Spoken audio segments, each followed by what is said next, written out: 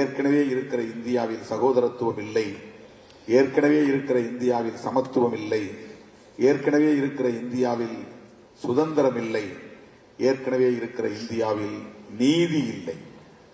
சமூக நீதியும் இல்லை, அரசியல் நீதியும் இல்லை, பொருளாதார நீதியும் இல்லை. பாகுபாடுகள் நிறைந்த ஒரு தேசமாக இது கட்டமைக்கப்பட்டிருக்கிறது. ஒரு டிஸ்கிரிமினேட்டரி சொசைட்டி. இந்தியா என்பது பாகுபாடு நிறைந்த ஒரு தேசம். ஆணும் பெண்ணும் சமமில்லை, ஆணும் சமமில்லை, பெண்ணும் சமமில்லை. பரப்பால் உயர்வு தாழ்வு உண்டு. வர்ணாசிரம கோட்பாடுகள் அதை நிலைநிறுத்தி இருக்கின்றன. பிறக்கும் போதே ஒவ்வொருவனுக்கும் ஒரு முத்திரை. இவன் சூத்திரன், இவன் வைசியன், இவன் சத்திரியன், இவன் பிராமணன் என்கிற முத்திரை.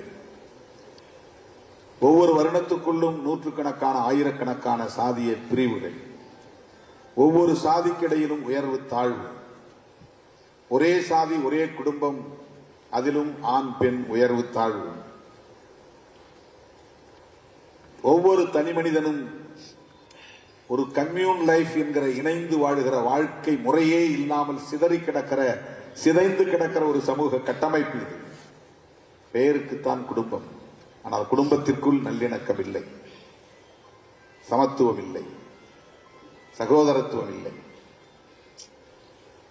இப்படி ஒரு சமூக கட்டமைப்பு உலகில் வேறு எந்த நாட்டிலும் கிடையாது.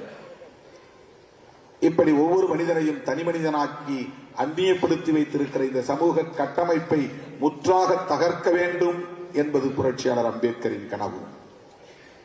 அதற்கு அவர் படை கட்டவில்லை, பயிற்சி கொடுக்கவில்லை, ஆயுதம் ஏந்தவில்லை. காடுகளில் ஒளிந்து மறைந்து